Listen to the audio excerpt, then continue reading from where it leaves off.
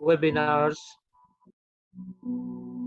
the regular webinars organized by MegaMind Plus Academy on Saturday nights at usually 9 p.m. As you may know, MegaMind Plus Academy works in 3 sectors and fields, and they are education, training, and consultancy. In addition to other tasks, it has put an obligation on its shoulder to organize some webinars on Saturday nights, depending on the availability of the speakers, whether international or national or local speakers, and depending on the topics and the fields that we think that it is a necessity in order to be discussed. And we try to invite speakers from different fields, different specializations, and from different backgrounds, so that we have a better understanding and a bigger picture of the issue that we usually choose to talk about.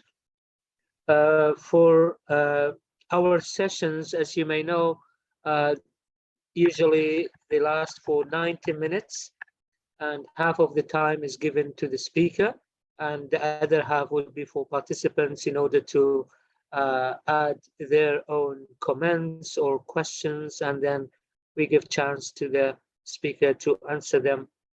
They have the right to ask questions in 3 different ways, either raising their hand and then we give them chance in order to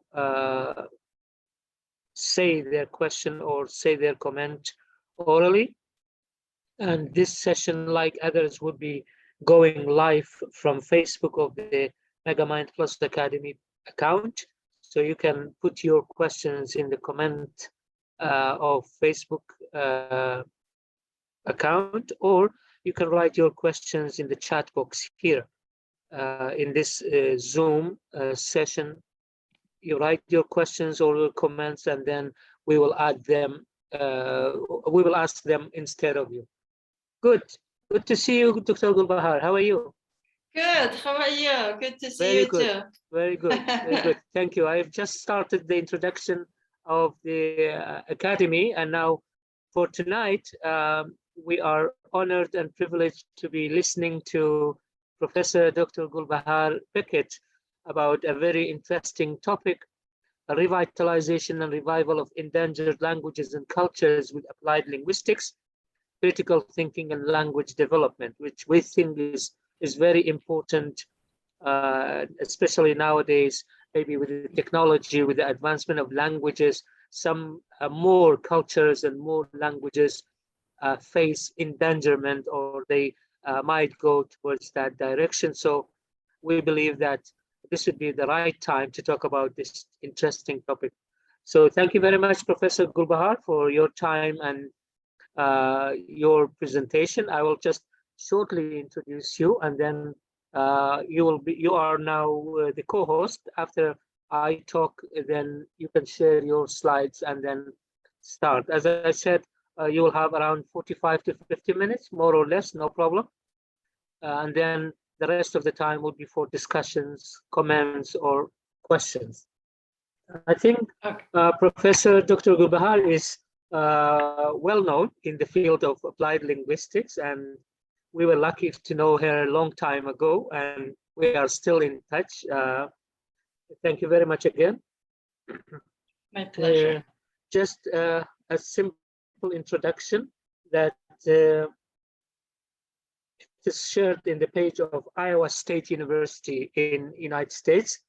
Dr. Gulbahar Beckett is a professor of teaching English as a second language applied linguistics, focuses on project-based second and foreign language acquisition and socialization, content-based second foreign language, that's English as a medium of instruction and learning, second and minority language policies, technology integrated teaching and learning, and academic literacy.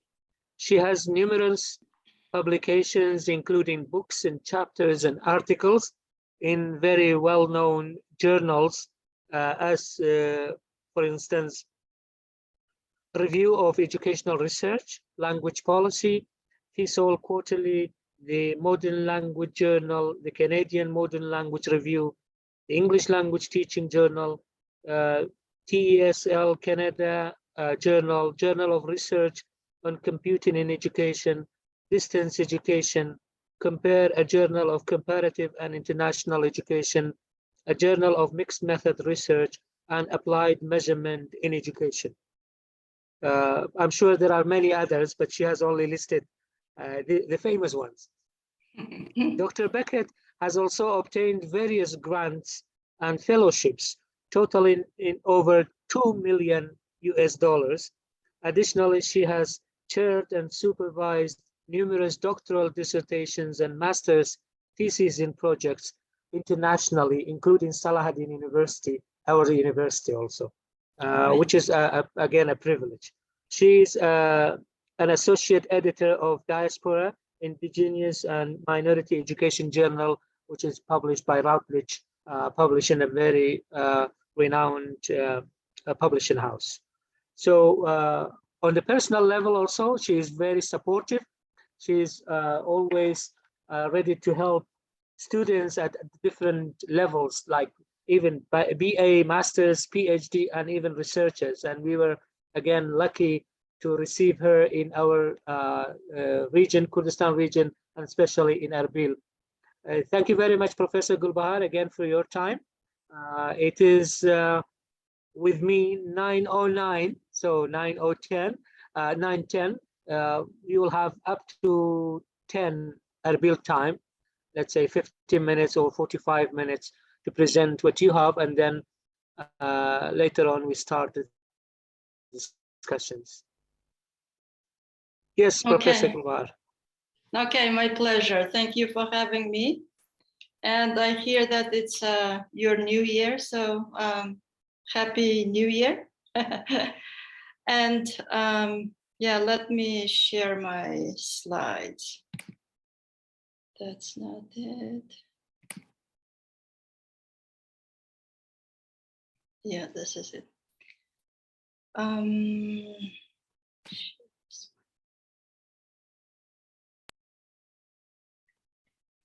Okay. Haven't share screen. Okay.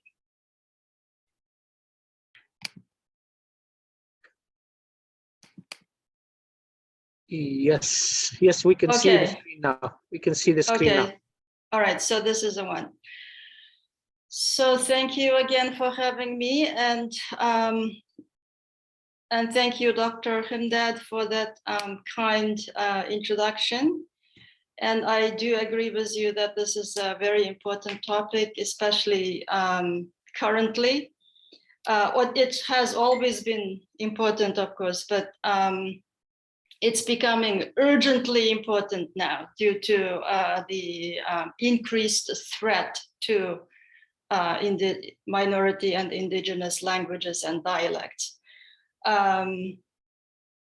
For various reasons, and the ones that we know, everybody knows, is colonialism of all kind, and even more detrimental now is the what we call neoliberalism, which is extreme capitalism that dominates regions, half of the world, just because some country speakers of certain languages have this economic power to monopolize everything, buy people's lands, loyalty, then occupy, then their language is imposed on the local and regional peoples. And neoliberalism has a way of stratifying languages, assigning values to languages and rendering some languages to be dialects and based on their economic value. And of course, the economic value is capitalism and social construction. That is that when somebody has money and imposes that on people who smaller in number and less economically powerful, then they have this developed package deal to show us that their language is more powerful than others. And of course, we all know that there are several big languages now in the world, and that is a tremendous threat. And technology now is another tool that is being utilized to enhance this threat to regional and languages and dialects, etc. And this is so serious that sociolinguists and scholars of indigenous origin and critical linguists and applied linguists are urging us, the rest of us who haven't done enough on this, to actually help. And the criticism that we've been receiving is that applied linguistics have, the profession has neglected indigenous language studies and neglected helping indigenous language revitalization and revival, despite the fact that applied linguistics is, the profession is very much equipped with a lot of resources, including in Bourdieu's term, social and linguistic capital, currently technology, meaning that we have a lot of scholars who do this applied linguistics work. And we also have a lot of money, comparatively speaking, to be able to help if we need to. And the criticism is that we have not done enough, and to the degree actually that the criticism is that we neglected the area of helping in endangered language revitalization and revival. And so what have we been doing? The criticism is that our research has been mainly on immigrant population and heritage language. And of course, later I'd like to also talk that we've been studying the language itself rather than issues that are related to language and language loss, etc. So,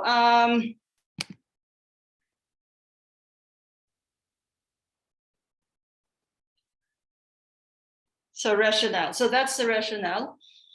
And I am actually in applied linguistics and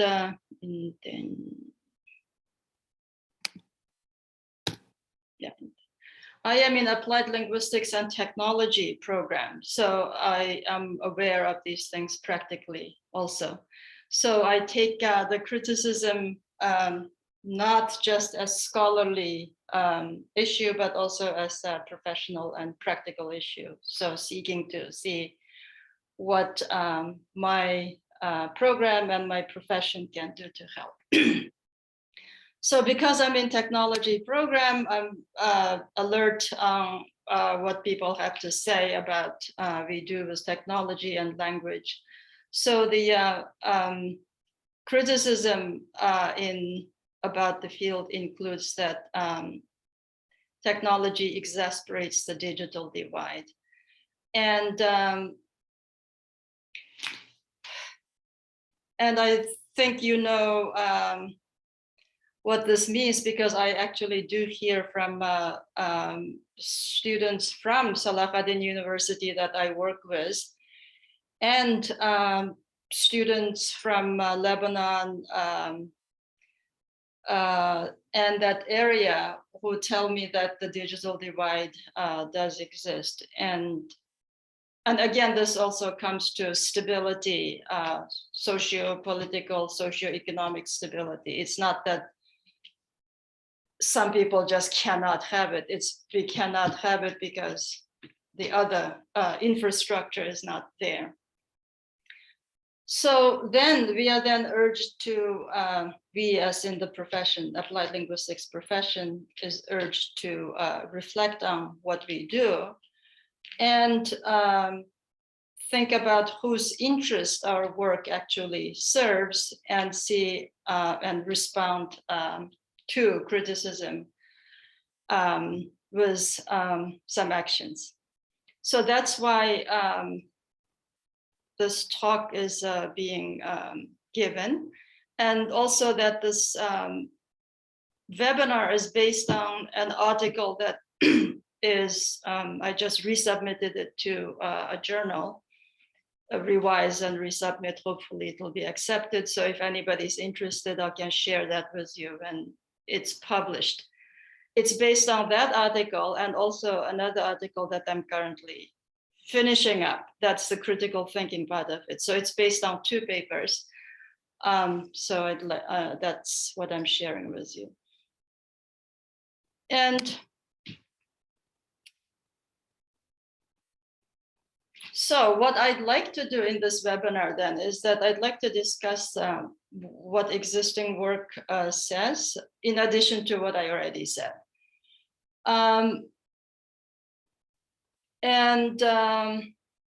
Then I'll show you how, well, I'll also discuss how this applied linguistics could focus or could bring in sociolinguistics work more broadly. It does have sociolinguistics in applied linguistics, but not enough. And if we bring in sociolinguistics work more, then we can respond to criticism like the one that I just mentioned, or like the ones that I just mentioned, more responsibly. And then I would like to present a few projects that I propose that we can utilize to help revitalize and revive endangered languages. And of course, I will talk about how does this contribute to critical thinking and critical language development.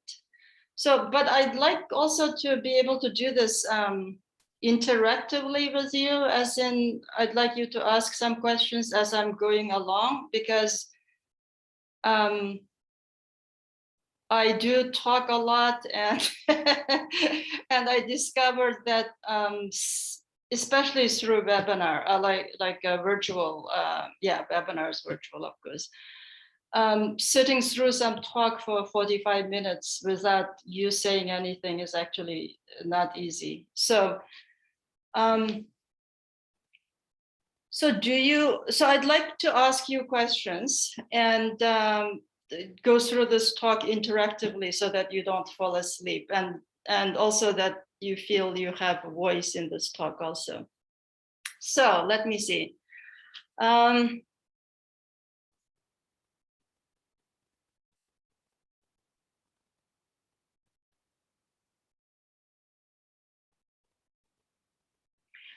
All right, from Sangar's work at Salahuddin University, I understand that, well, actually Dr. Ali too, Ali Jekyll, that people there are interested in and concerned about language loss and language revitalization. So can you tell me what your concerns are about language revitalization? How do you, what's the situation now? Whose language and dialects are in danger and why? So we can make this more interactive.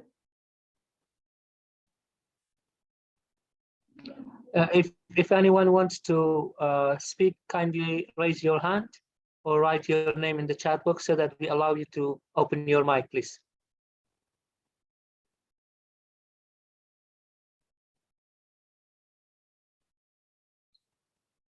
Salam, yeah.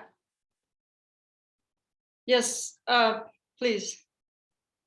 Oh, okay. Hi, how are you? Salam, you can talk, Dr. Salam. Open your mic, please. Yeah, Dr. Salam from Salahuddin University, you know him. Yes, yes, yes. Good to see you. Your picture. Good to see you too. How are you? Good morning to you probably, and good evening to us. Yes, yes. Yeah, how are you doing? Good. Dr. Salam, just because of time, please, your Yeah, comment sorry. or just because of Yeah. others. Thank you. I know, yeah. You know, I come from background talking New Aramaic. Right, I So, remember like, that. Yes, yes. Yeah. So our language is considered endangered by UNESCO because most of the villages are being either destroyed or people just leave them gradually and immigrate. So the native speakers of the language are reduced in number every day. And you know, when they leave, only the first generation use the language, and maybe to some extent the second generation, and with the third generation, the language is just lost. So yeah, there are attempts to revitalize, but you know, as you said, you know, things like globalization, like the internet and everything else, you know, English, mostly Arabic and other languages have more power because there are like countries behind these languages. They have more usage, you know. So our language is only used, it's only in the mouths of the people. And when the people leave, then the language is gone. Thank you. Yes, English, Chinese, Thank you, Dr. Spanish. Salam. Thank you very much. Yes, those are a few biggest languages: Chinese, English, Spanish, and Arabic too, actually. And the rest of the languages are really truly in danger. So that reminds me, thank you, Dr. Salam. So that brings me to this. Sorry, Professor Gulbahar, you mentioned Arabic. I think Arabic is in no way under endangerment. Did you mention Arabic? No, you know, I mean Arabic, English, Spanish, and they Chinese. are the predominant languages. Yeah, are the languages that. Sorry, I misunderstood. Yes. Okay, so that reminds me of this. Let me see. How do I? So of this bullet point that I wanted to share with you. That is, according to UNESCO, this is 2021, about 50% of world's 6,000 languages are in danger of disappearing. And this is at the rate of one language disappearing or dying every 3 months. And this is an urgent crisis that needs to be addressed, according to the prominent sociolinguist, David Crystal. So yeah, so what I wanted to show, the point that I wanted to make was this is it's just perfect segue from Dr. Salam's question, that is a comment, that is it's real issue that languages are in danger of one disappearing every 3 months out of 6,000 languages in the world. So let me ask you, audience, when I teach my course, social linguistics course, occasionally I have students asking, well, why do we care about language loss? Why do we want to revive and revitalize languages that are in danger? So I'd like to ask audience, why do you think that's important, that we need to help revive and revitalize endangered languages? Why is it important? Yes. Asma, yeah.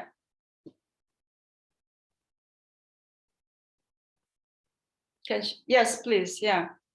Dr. Asma, you can Hello. open your mic, please. Yeah, Yes, Dr. it's Amin, open yeah. now. It's open. Hello, Professor. Hi. Thank you for the presentation. Yeah, your pleasure. question was, why is it important to revitalize languages? I think it is important because you revitalize the whole identity you revitalize a whole group of people. So it's so this is one of the very, very big things that, in my view, why languages should revitalize. So you revitalize people and their identity. Thank you. Yes, absolutely. When languages die, disappear, that means the identity of the people, the cultures of the people who speak that language that's died or dying also disappears. And then not to mention the further subjugation of people whose languages are disappearing by the larger languages, because the excuses can be made by saying, oh, you don't even have a language, so of course you should speak others, is kind of silly argument that's often made. But more importantly, at higher level, what happens is that, again, this has to do with Aramaic, for example, disappearing. So the civilization that was created, that had something to do with languages such as Aramaic or anybody's language, also disappears. So that means that then the knowledge created with that language, by that language, and also disappears. So the point is that then it's not just the people whose language and cultures disappear that suffer. It's the whole world actually suffers, because we lose knowledge, we lose civilization that again was associated with languages. And on monthly, quarterly basis, new things have been discovered by archaeologists.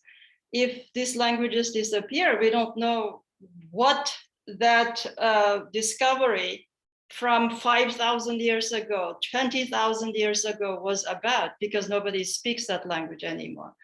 So it's important that we that those are some of the reasons that we need to help revive and revitalize languages. There are a couple of comments also written about that. Sazan from Erbil, she says that as a Kurd, it is important because they still want to be independent, and without language, that would be impossible. Yes. Dr. Salam also says that because languages reflect cultures, and losing a language means losing a whole culture. Yes, yes, and the civilization. Somebody also, Marwa Firas, I think from Fallujah, she is with us. Most importantly, the identity of a group of people is maintained by their language. So in return, Yes. when we lose that language, the identity, as Dr. Asma said, will be lost. Thank you. Sorry for this. Yes, absolutely. I agree with all that. And what also happens, and I'm sure that you've noticed this from your readings, from your thinking, and also from what's happening to your children, to yourselves, and to what happens is that children, this has to do with identity, start doubting the importance of their own language, and therefore their identity. It's psychologically very damaging to have one's language and culture put in place of endangerment, meaning that then the dominant languages will put in place all kinds of things to encourage us to go study in that language, to buy in that language, to be entertained in their languages. So when young people then see that there is nothing in terms of cool movies, let's say in Aramaic, or there are no important journals being published in Sorani, for example, or that there are no Nobel Prize winners who speak some other languages, that then the children start because especially young people, before they have studied all the aspects of what happens to language loss while language loses, and they start psychologically taking it personally, thinking that it must be my language. The people who get all the Nobel Prizes speak such and such language. It must be. So why do I learn my own language and study my own language, etc.? So yeah, it's very damaging to have one's language lost. Yes. Then we lose our children, we lose our next generations, following generations to other languages and cultures. So, and then of course, in turn, it's actually bad for the whole world too, because when we lose some languages, we lose knowledge in that language. Now we are realizing that, especially with climate change, etc., that while we are messing up the world, more and more scientists are discovering, turning to how the native Canadian Native American people may have maintained the climate harmony before it started being destroyed. So in that sense, it's important to be able to go back to prior knowledge when things were knowledge that can be helpful for current existence and future development. So yes, it's very important. Okay.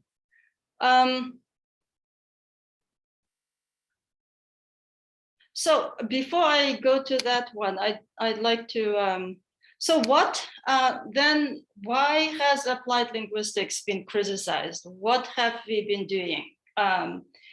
In addition to paying attention to heritage languages, immigrant students issues, what we have also been doing, especially with technology integrated with computational language, we have been focused a lot. Actually, I know that a lot of you do that too, and that's not your fault because that's what applied linguistics does.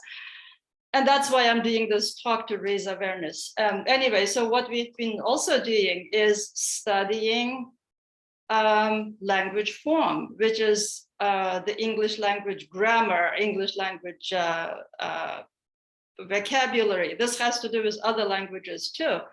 Somehow, a lot of applied linguists, too many applied linguists, think that the job of applied linguists is to analyze the language itself, and that in itself is enough. But that's why we've been neglecting more important issues like sociolinguistic issues such as language loss and social justice. So by studying punctuation, spelling, vocabulary, pronunciation, listening, speaking, it's all about language fluency, and let's do it with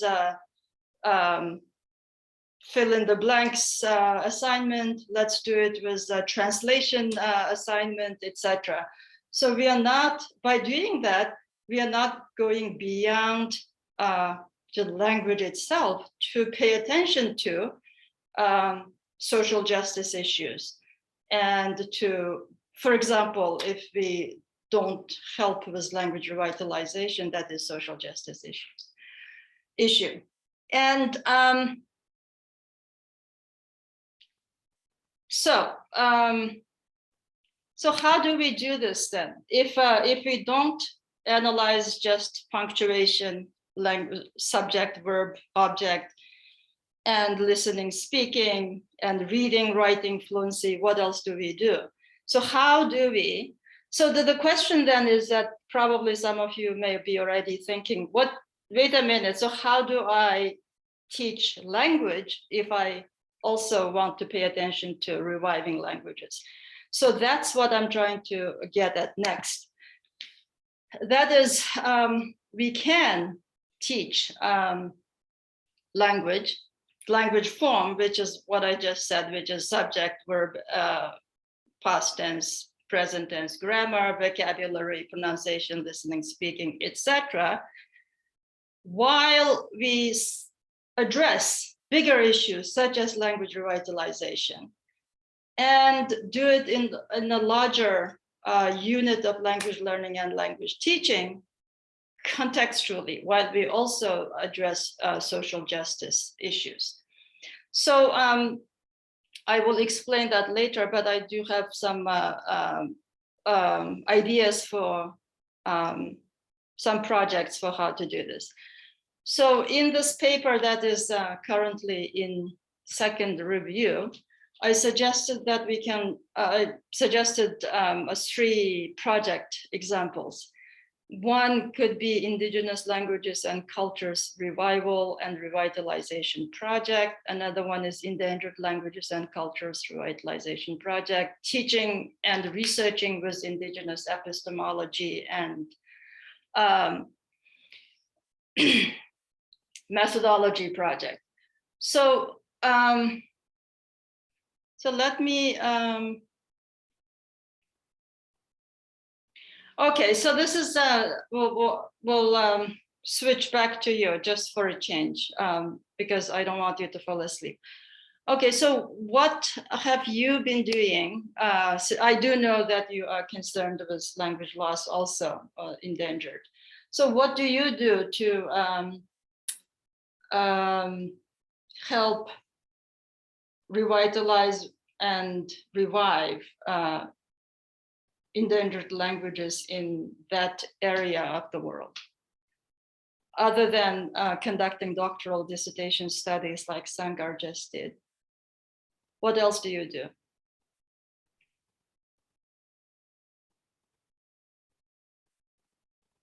Anybody would like to share some ideas? Yes, if anyone wants to say something, please, you can either write it or raise your hand. Yeah, there's some, is that Sangar wanting to talk or? No, I think nobody raised his hand yet or her hand. I just, all right, so I'll read some comments. I think okay. Shahwan says, I think languages and cultures are related to each other, but I think it's about the first question. There are 2 spirits in one body, he says. That's why some points related to losing them, one of them is kind of globalization through internet and migration as well. That's what he has written. And I think Dr. Ali also has written something. These processes, Dr. Ali Jukul says, these processes are called codification and functional elaboration of the language. And Amal Muhammad says, there must be a kind of booklet or stories to be published in these areas, I mean, in these languages, which is a good step, a good procedure, actually. Yes, so excellent, yes. So my ideas, Indigenous Languages and Cultures Revival Revitalization Project. So this, the details of this has to do with me suggesting that we can have in our courses, applied linguistics courses, we can have projects as assignments.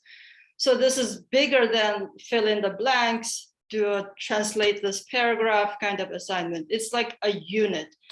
So in this units, we can have a language revitalization and revival project.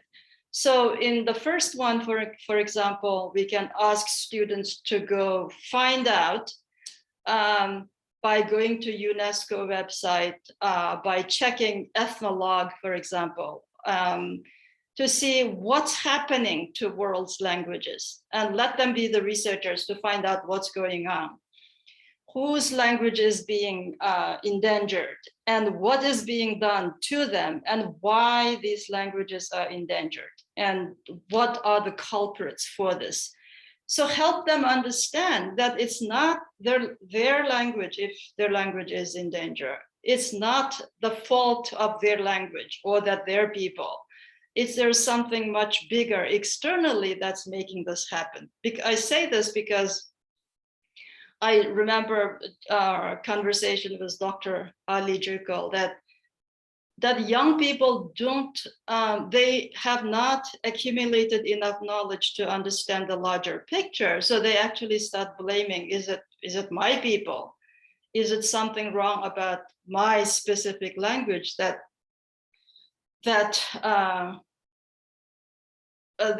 makes it less valuable than other bigger languages? So having them conducted a research project on what's happening to world's languages, whose languages are flourishing, whose languages are disappearing, and who are the people whose languages are flourishing? What are they doing at the world stage, and etc. And then by conducting that kind of research, students get to not only get to know about world's languages, cultures, language endangerment, and efforts being made or not made about language endangerment, and also get to use technology, because these things are now all, resources are now all online, and it's I understand that digital divide is still there.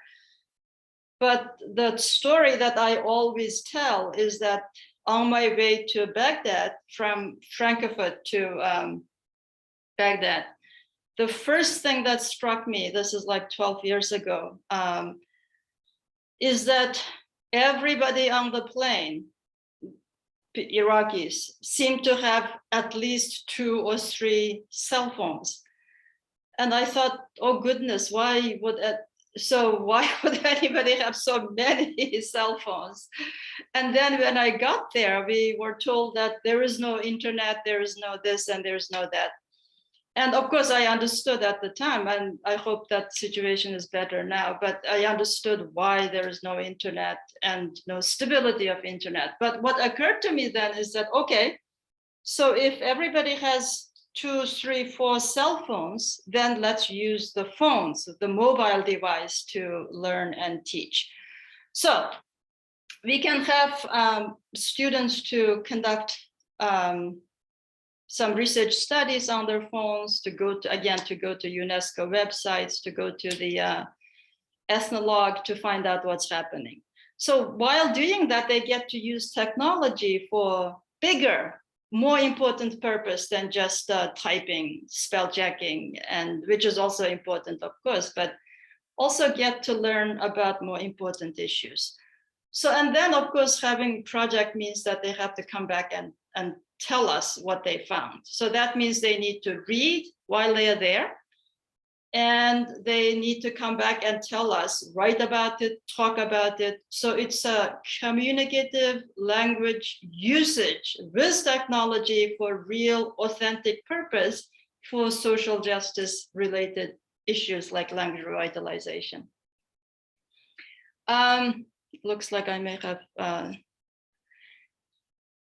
and I see. The second one is similar, but also this can be something, a project that we can have students to go talk to actual people, like talk to a language policy specialist. In the article, my example is go talk to David Crystal.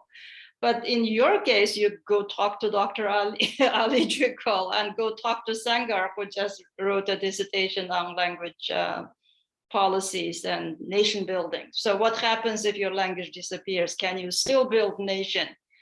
And through what that we can promote languages. And I remember that from Sangar's dissertation, that using language in military, using language in media, using language in teaching, learning, education, these are all important ways to keep language alive and vital.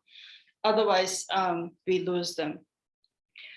So go talk to people who have done research like Sangar, language policy specialists like Dr. Ali, and then go talk to just people who speak various dialects, Sorani and other dialects in urban area, to see what's happening to their language and their culture.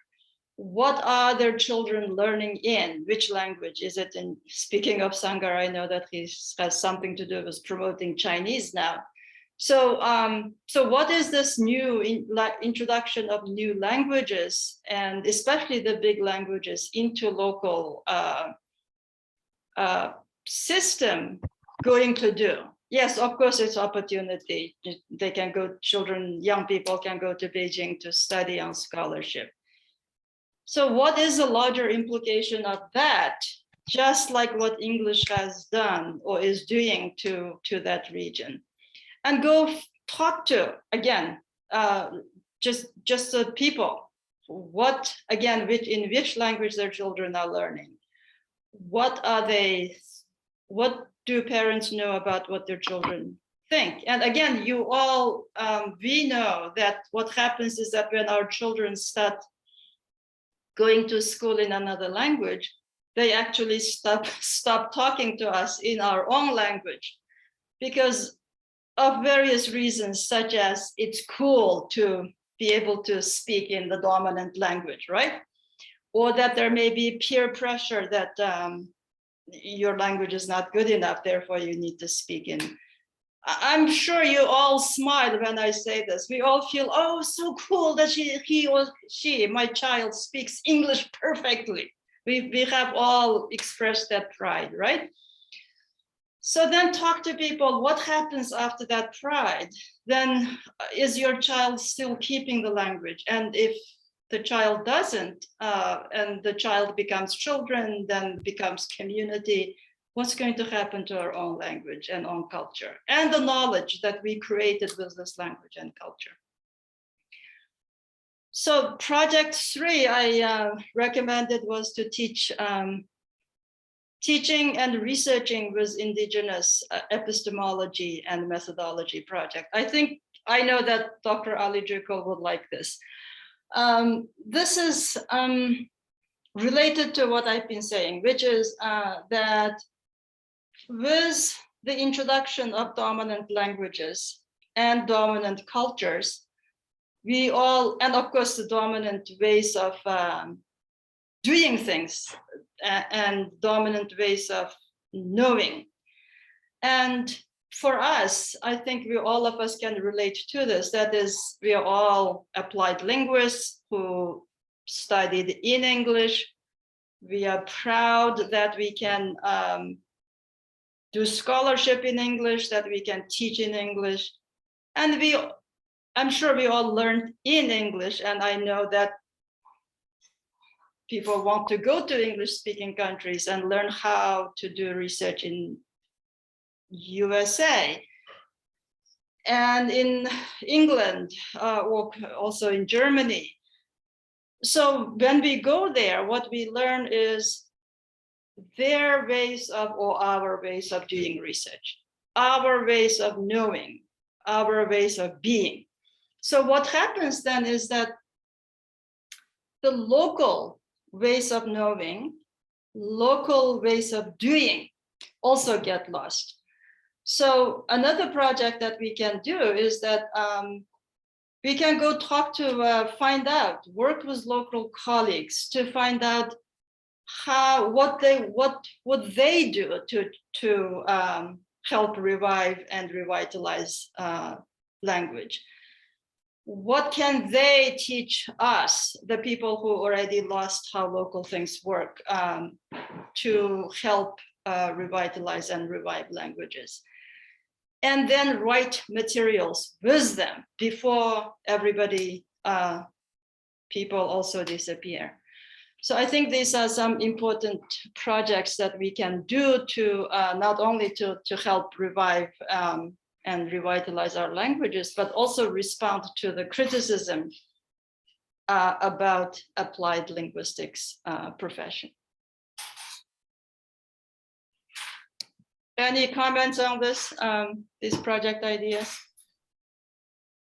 Yes, I think there's one comment from Dr. Lulav from the Hope University. I think it was concerned with how language is, just a minute, let me find, yeah, Lulaf says that I think that a language can be kept revived through an increase of language's prestige and use within the community. But you have talked about, Dr. Gulbahar, is quite true to our context. Now families are bragging that their children speak fluent English, while it is at the expense of the mother tongue.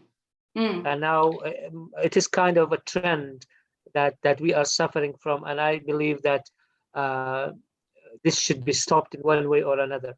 Another thing that a couple of years ago from Ministry of Higher Education, when you want to be admitted to the university, you have, students who have finished their 12th grade, they have the right to skip the mother tongue language grades.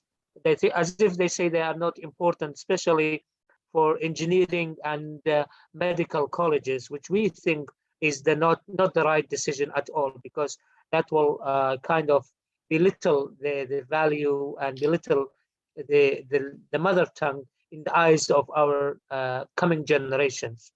And as you said, if they speak fluent English, that's okay for now. But in the long run, when they become parents, what will happen to them? I mean, how do they direct their children also? And what will happen in 100 years' time, for instance? Yes, that is the direct opposite of making languages prestigious. When we say that what's important is to take exams in English, not in your mother tongue, we are doing the exact opposite of making our own language prestigious.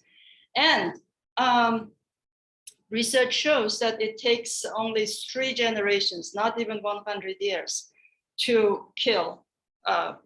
Probably we contribute to this too, to one's language, which is the first generation thinks that, oh, now that language such and such in demand, that all the work opportunity is in that language, all the publication is in that language, and all the entertainment, media, technology, social media, everything is in such and such language. Therefore, it's cool, and that they draw children to go to do that. So therefore, the first generation then not only allow, but they actually send their children to go study in that language because there's job in it. And as you said, it's the social construction of making certain languages important.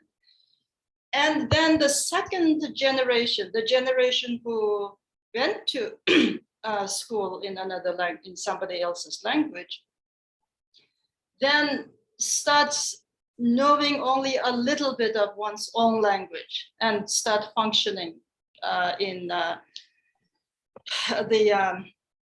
somebody else's language. And then third generation just doesn't speak the home language at all, because the second generation already starts speaking in the target language, let's say in English, in Spanish, in Arabic, etc.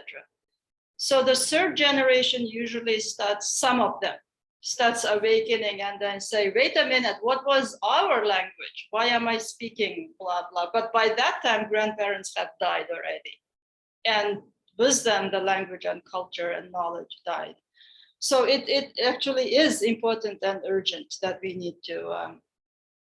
So what I think what we are trying to say, including myself and all of us, is we are not saying that let's not learn the dominant language. Yes, we have to, because in your area, for instance, Arabic is important, English is important. We do need to learn them too. But what we also need to do is, especially people like us, you all and myself, have some influence in policy making. We need to have our governments make policies so that our languages are also important. There has to be a role for our languages to be prestigious also. So that's some ways of keeping the language. Yes, and David Crystal says, and which I agree wholeheartedly, is that young people is absolutely crucial in keeping language alive, revitalized. And that is, we do need to figure out the way, especially with technology. While technology contributes to the digital divide and contributes to certain languages disappearing, but we can also utilize technology, exercise our agency and use technology to do what we need to do to keep our languages alive. And the way to do that, some ways to do that, include, in addition to what I already said, is that get the young people involved in this endeavor by making movies that are cool, that they want to listen to music in the languages that are endangered. They want to sing in that language. Make it exciting dance that they would dance to the music in that language. And have them, again, like this in that project ideas that I said, have them research the pride, the accomplishments that their ancestors have had. And along with that, go back to what Dr. Ali Jikol just said, which is document the culture, document movies, theaters, novels, but yeah, write dictionaries and collect anything and everything that we need to keep alive, so that when we can and we need to, we can actually bring them back. And Dr. Crystal actually mentioned two. One is in an Australian language corner, Revitalized. Now it's in full function. And another is a Welsh language in Wales. And he said that what I just said, that some of the things that they've done to keep the youth involved, and youth group activities, and just produce cool things to keep them interested.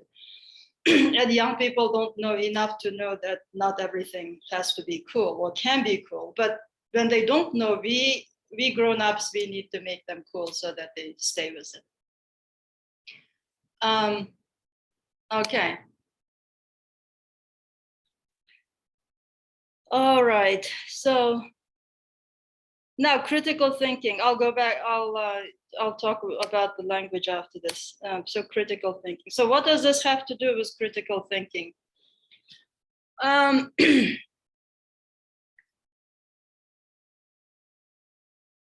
So by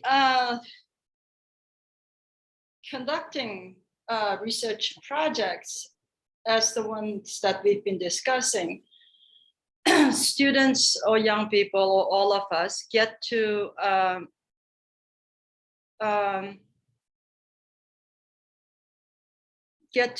investigate, explore. Then we analyze what we saw. We interpret the information that we saw by categorizing, by decoding information, by clarifying meanings, analyzing by examining ideas on UNESCO website, for example, by arguing, counter-arguing, and analyzing other people's argument about for and against something. Then we also do evaluation. This is about critical thinking. By assessing other people's claims about our language, why is it important? As I said, even sociolinguistics students and graduate students say, why do we care? What happened? Why should we revive? So we assess and we make arguments and we make inferences by, again, presenting evidence, by drawing conclusions based on sound evidence, and we explain what we found. We explain what we have done to know what we know. That is a procedure. Then we present our argument, let's say, about why we need to revive our languages. then we reflect on what have we done and why is this important, and what more can be done, etc. These are the elements of critical thinking that actually, this is all squished there. But anyway, these critical thinking skills and sub-skills, these elements were put together by 46 American professors called, together they were called the Delphi expert panel. So this is not something that just thrown together by me. It's really important that this 46 professors, mostly philosophers, educators, social studies, education professors, social studies professors, etc. So these are the important elements that they say, skills and sub-skills for critical thinking. Okay, so how do we teach critical thinking? Can you see all that's on this slide? Okay. All right, so according to that Delphi expert panel, an ideal way of teaching critical thinking is to integrate instruction in critical thinking into a variety of subject areas. And here, subject areas refer to literature, let's say, typical, the ones that you're familiar with. Political studies, and but at university, sociolinguistics, for example, and even linguistics. And the teacher here, she will teach specific critical thinking skills directly using these subjects as content for the application of those skills. And the teacher, she will create a classroom and school environment that's supportive of critical thinking. She, again, the teacher, will provide her students with thought-provoking subjects to learn about and projects to undertake. So, so she, again, the teacher will engage students in social activities requiring them to reflect on, articulate, to share, to discuss, and with justification, explanation was through comparing, contrasting, and etc. This is the kind of variety, through a variety of tasks. So what I'm trying to say is that, recall that I said that the applied linguistics profession has been busy with teaching English grammar, well, language grammar, any Chinese, English, Arabic. Again, vocabularies, subject, verb, and etc., grammar, pronunciation, listening, speaking, reading, writing. So what we've seen in previous slide and here is that the traditional way of doing applied linguistics cannot be used to cultivate critical thinking. Critical thinking needs these. That is, you create an environment, you choose a subject content, you as in us, teachers and professors, provide thought-provoking topics for students to research on, to think about. And in a prolonged time, not just, oh, let's fill in this blanks, let's describe this picture. No, not in 10 minutes, 15 minutes, or even 2 hours. It has to be a project that students undertake to engage in activities that allow them to go research, allow them to go justify, explore, argue for, argue against, come back and explain to us, draw conclusion, and defend their conclusion, defend their argument, and reflect on the importance of the project that they just did. For example, language revitalization project. so that they can understand that their language is in danger, not because the language itself is not good or not useful, not prestigious. It's because of some external threat to the language that is deliberately being put on the language, so that we can develop pride and help them understand and reflect that this is something important that they need to pay attention to. And one other thing that I keep talking recently is that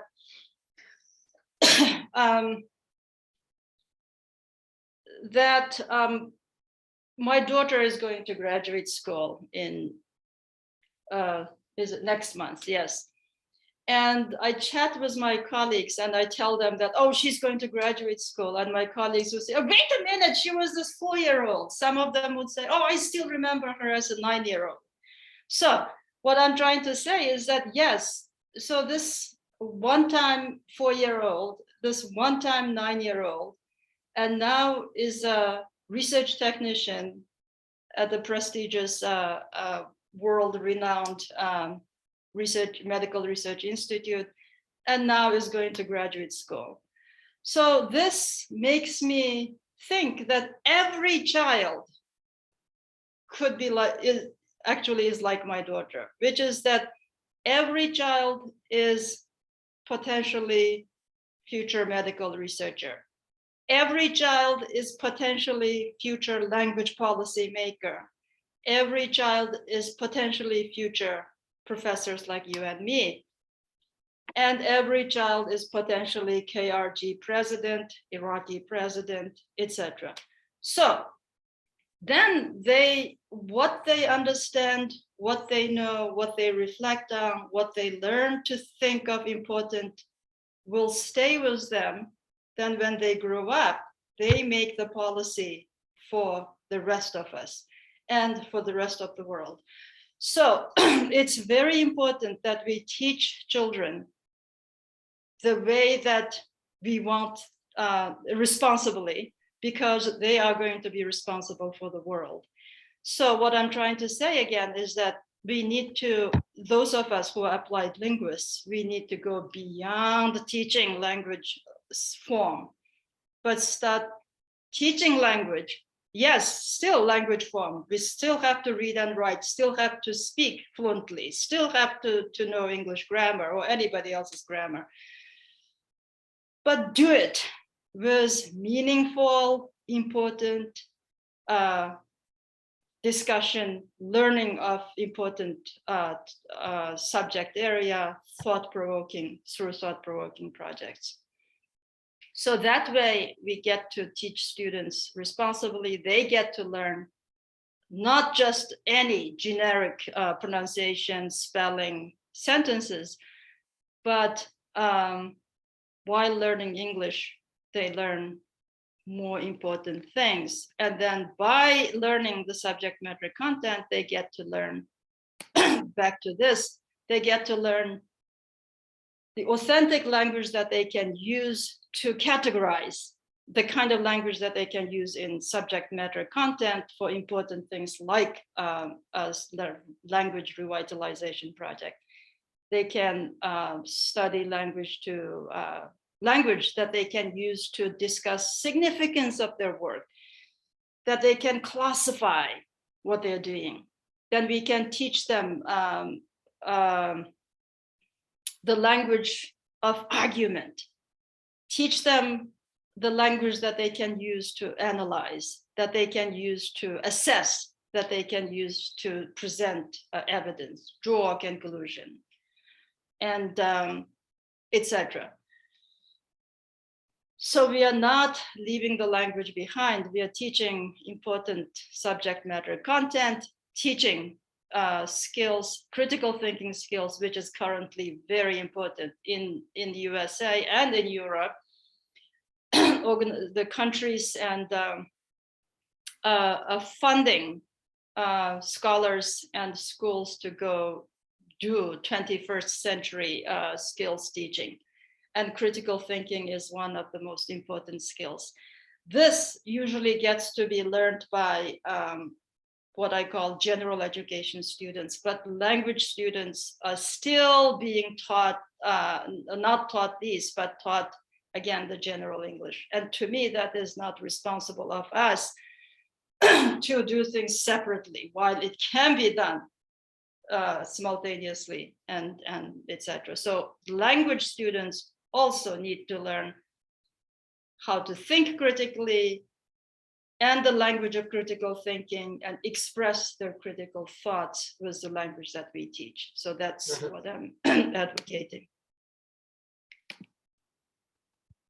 Good. Okay, I so think we are approaching the end, the last slide, okay, or before the last, just so that we have more discussion time, even though you have included some questions in your time. But okay, it's so okay. let me just to reiterate. So why project, right? If we did teach language with project-based approach, we can do all of the above, because projects, teaching and learning activities can be done individually and in group to engage students in language and content learning through planning, researching, empirical and documents,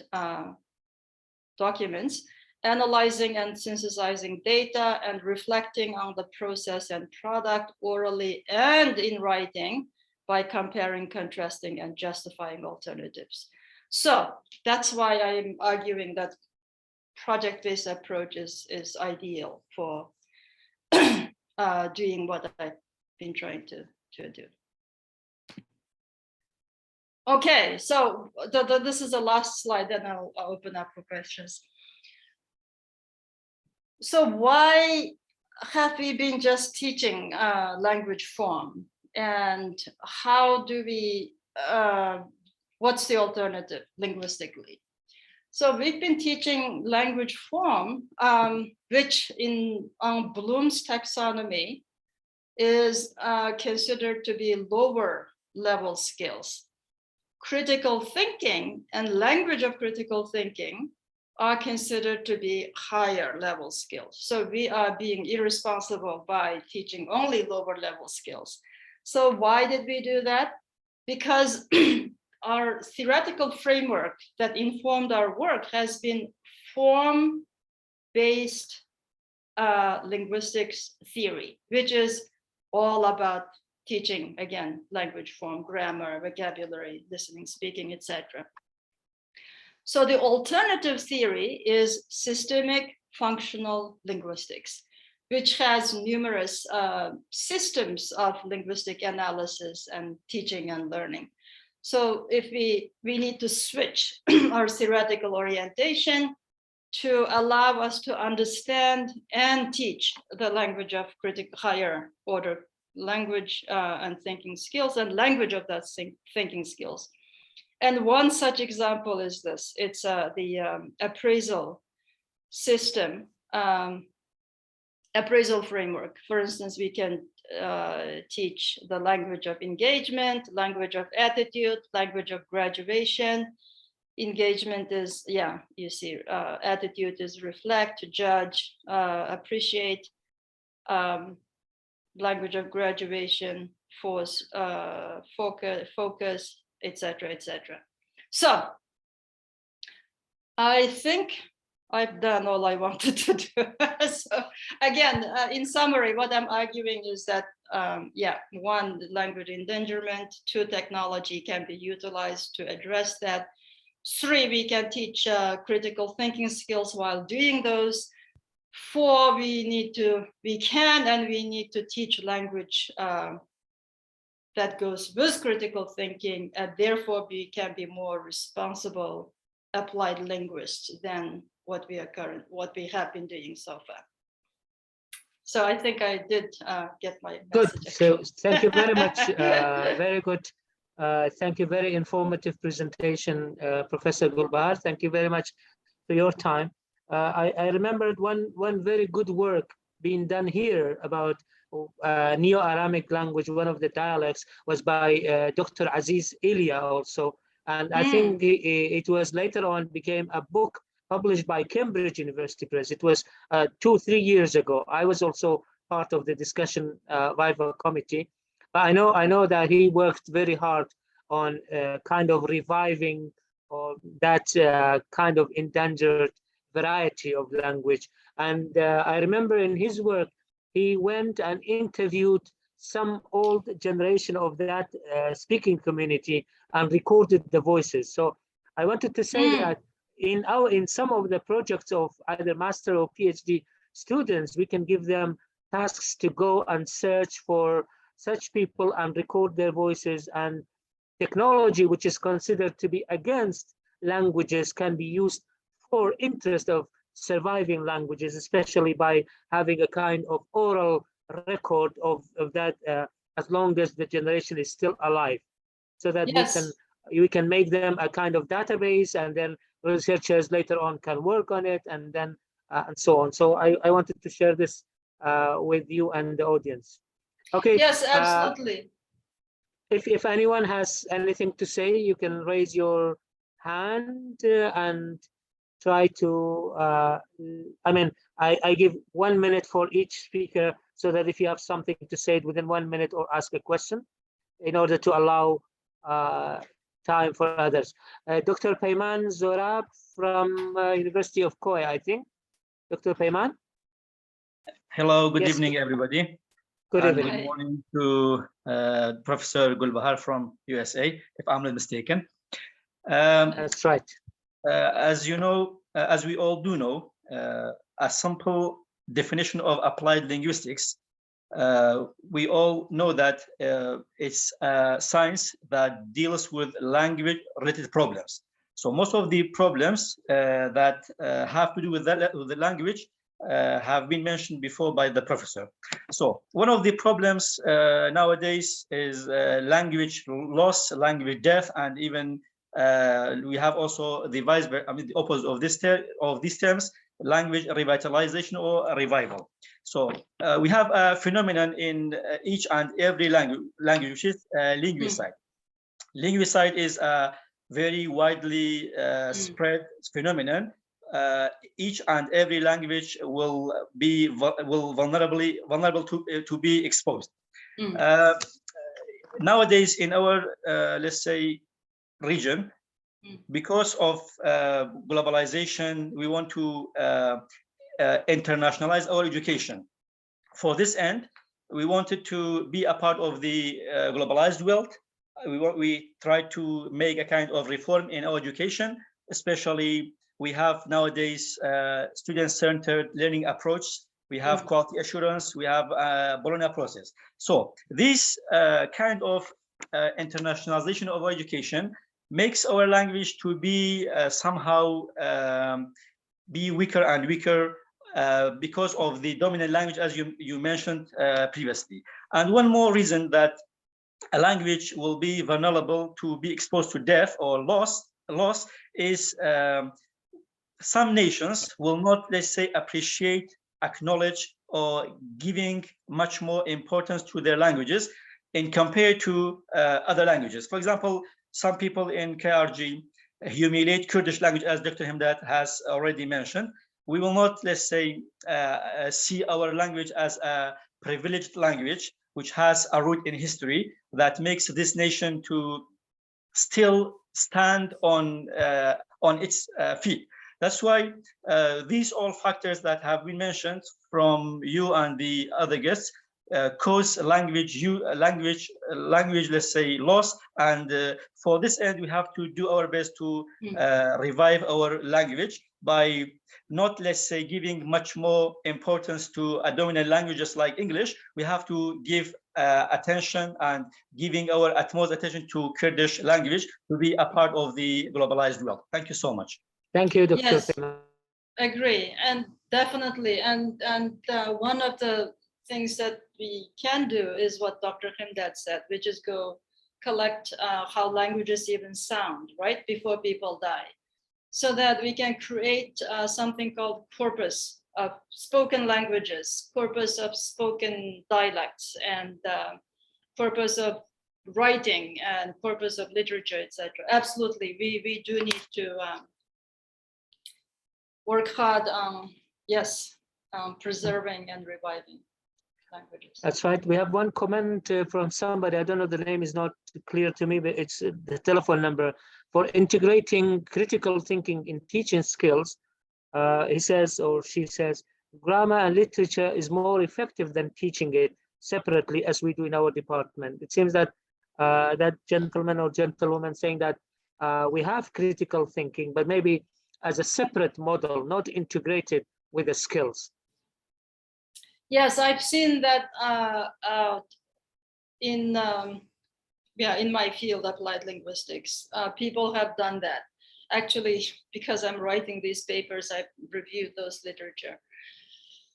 Yes, they are doing critical thinking by saying, oh, look at this picture and compare it to the other picture and tell me which one is which.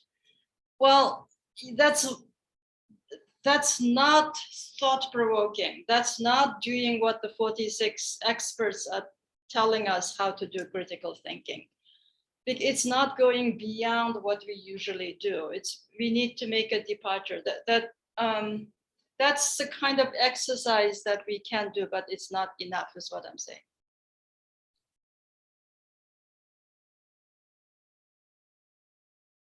Somebody else, Dia? And Najim?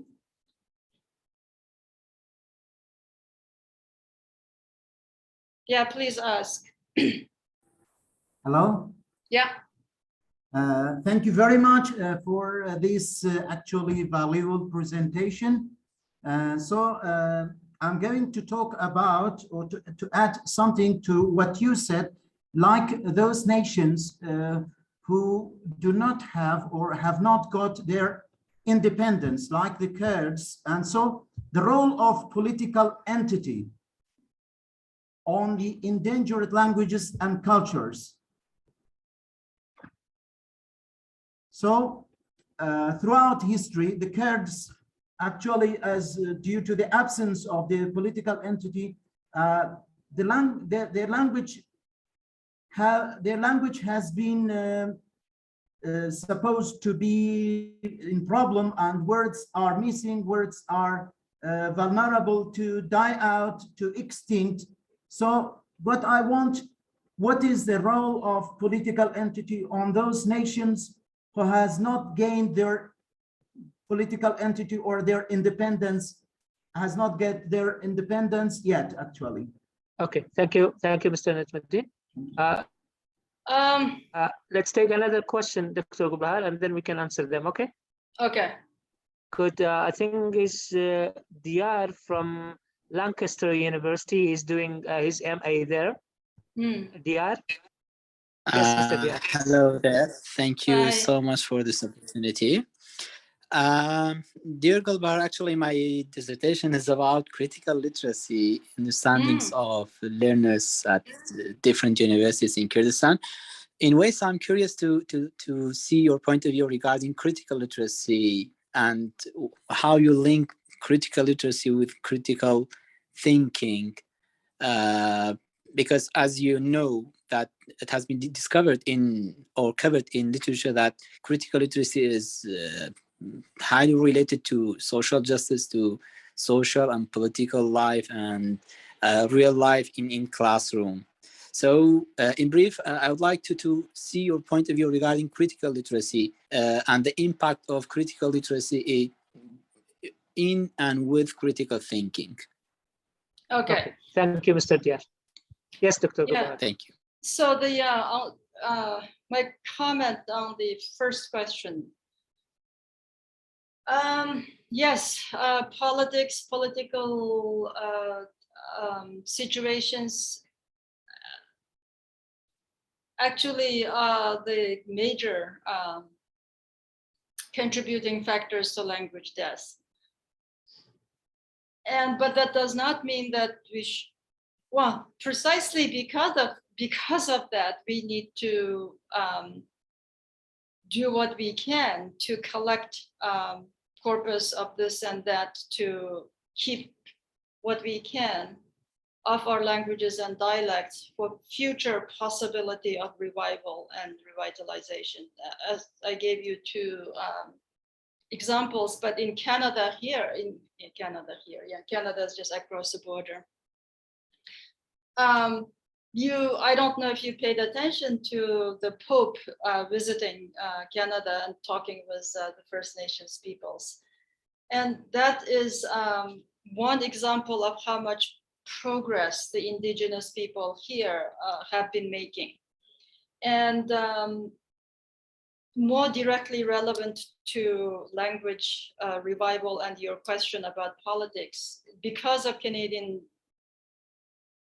political decisions, Indigenous languages suffered and they were not prestigious, and et cetera, et cetera. But times are changing. Canadian government is investing a lot of resources, and therefore the Canadian Indigenous people have now revived and revitalizing their languages. And so the Pope visiting, I'm thinking that there could be more, even more progress, which could result in schooling in some of the first Indigenous languages and etc. So in summary, what I'm trying to say is that political situation can change. So if we collect corpora, so when the time is right, we can go back and revive the language to be used when we can. So we still need to do our part. And for the second question, yes, you're right. I think the critical literacy and critical thinking are absolutely interrelated. We cannot do critical literacy without thinking critically. And critical literacy is like critical sociolinguistics and critical applied linguistics. It's about questioning power. It's about thinking about what to do about it, with it, and understanding how we fit within and around, etc. So yeah, I think they're interrelated. It's just critical thinking is one aspect of critical literacy. So they are related. So I'm glad you're doing that kind of work. Good, good. Thank you very much. Dr. Hazem, I think I don't see your mic. If you can speak now, we give you a chance. Dr. Hazem Ad-Dulaimi. I don't know, I don't see your mic. You raised your hand, but there is no mic. If you want to talk, you can talk now. If not, we move to another one, Khunau. Dr. Hazem, another chance? Okay. Maybe we cannot hear. Yeah. Khunau is written Khunau, so okay. Sorry, just only the, yes, please. Thank you. I'd like to thank Professor Gulbahar. So I have two questions. The first question is that if you live in your native country, there are not many barriers in learning the native language. I think there are many people speaking your native language.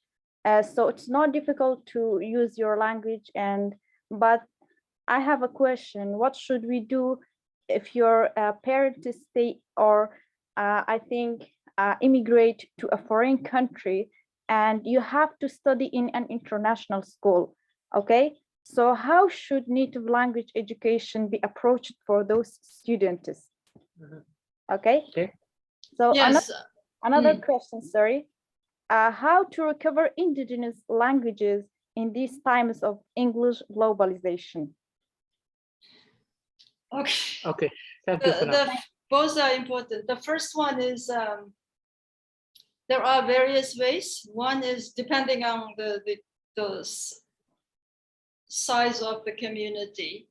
There could be local heritage schools. For example, again, back to Canada, there are Chinese heritage language schools that children of immigrant people can go to.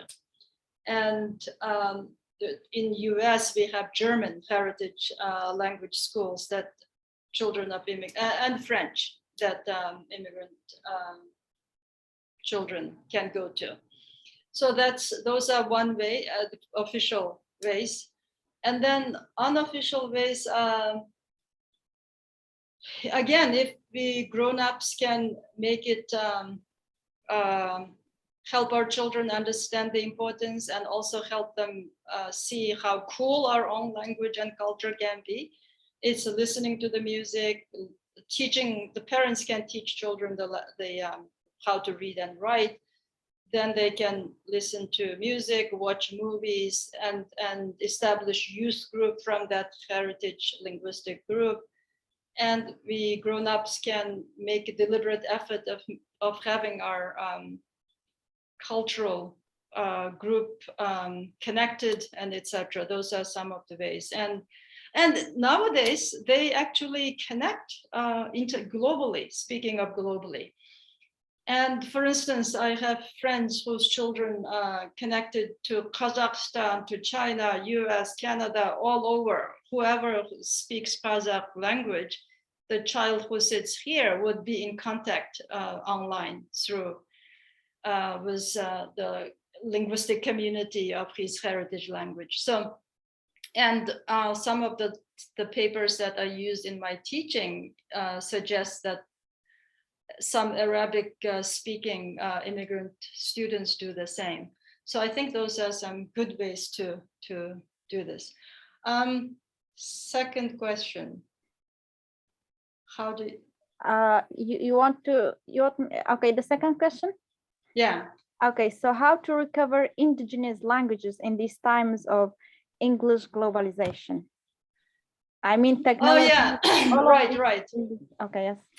So I think I will keep to my suggestion, which is document our cultures, our languages, and including poetry, as David Crystal says, poems art and paintings and anything that has to do with our culture, novels, whatever we can find. And of course, we work towards making our languages relevant. But there may be a time, like the Canadian Indigenous peoples, that there's a time for them, that their countries realize that something was done wrong to them. So now we compensate, or we help them revive. So there could be a time like that. And I was English dominance.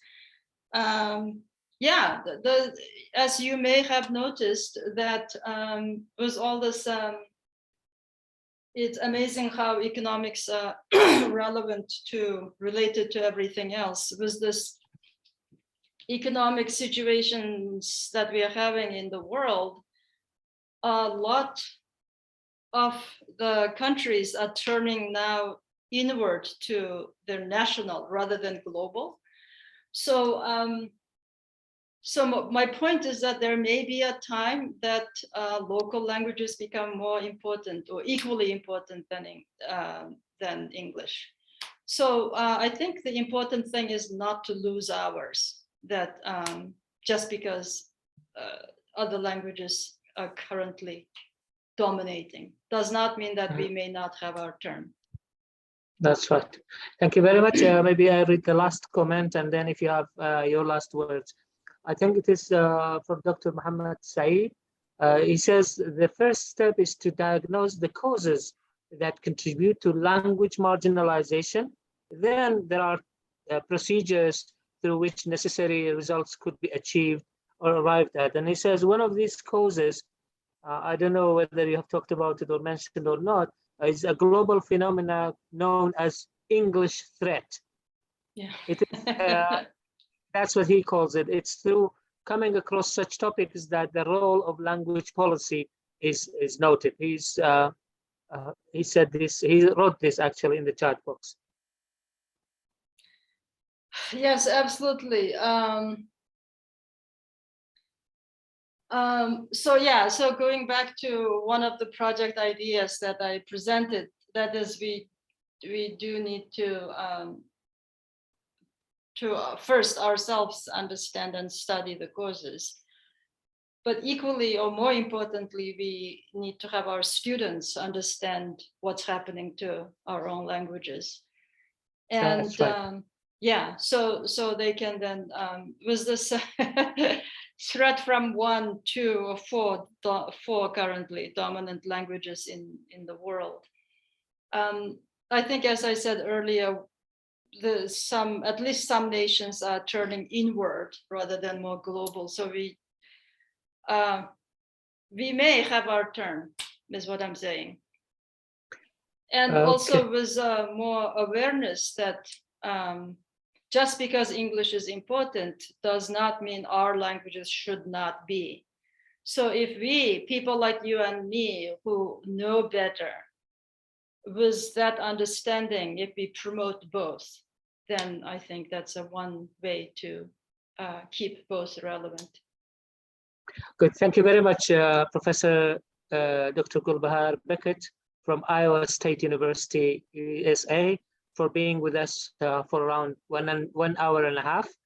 Thank you for allocating your precious time to our webinars. This was supposed to be last year, but then we transferred it into this year, and luckily we had a chance to invite you and listen to you.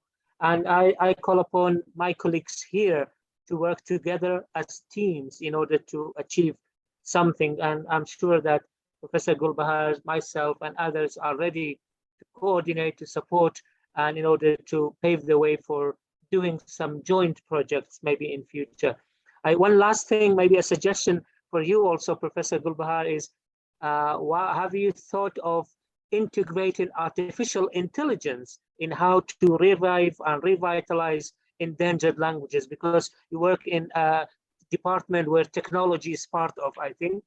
So I believe integrating or making use of artificial intelligence in order to revitalize and revive endangered languages would be very precious and very unique project if you can work on this. And from my end, I will be also happy and ready to help in any way possible. But I think the trend now of technology is towards AI, artificial intelligence. And let's think of making use of artificial intelligence in how to help revitalizing endangered languages, and especially by establishing a corpus, an oral corpus for the endangered languages. Since we have the technology, we have that AI, and then we can flood it with input of endangered languages, and definitely the results would be very helpful. And thank you very much. Do you have any last words? Yes, absolutely. We have a student here who currently is in Jordan, who is working on reviving or revitalizing Levantine dialect. And she's in Jordan collecting data for this, and she has a fellowship for summer and fall. And yeah, it made me smile. It's interesting that she and I did not talk about it like we did today, but I'm looking forward to her coming back, and then we can put it in the sociolinguistics language. So yes, work is happening, and yeah, definitely. I think you're absolutely right. We should utilize technology in any way that we can for language revitalization and revival. Good. So last word, yeah. Yes. Thank you again for inviting me, and I enjoyed listening to you and your questions, and also enjoyed talking with you. And equally importantly, I enjoyed seeing my colleagues' faces and names, people that I know. So yes, you're right. Look forward to more collaboration in the future. Thank you very much again. Thank you for Professor Gulbahar again. Thank you for MegaMind Plus Academy staff who worked very hard in order to organize, to record, and then making posters and registration forms, and later on work on the YouTube link later on. This is all recorded for the people who didn't have a chance to be with us tonight. They will have a chance to listen to it later on at their own convenient time. And this will be archived in our YouTube channel also for later reference and later as a resource later on. And we have an offer for your student when she comes or he comes back from Jordan with good results. We can invite you both to tell us what she did, so that maybe researchers from our country will make use of the procedures that she has adopted later. So it is an open invitation, Dr. Gulbahar, for you, your wonderful. students. Yeah, that's wonderful. I'll let Andrea know. She's going to be very happy to hear this. Yes. Good. Thank you very much and have a good night. You too. Okay. Thank you. Bye-bye. Okay. Bye.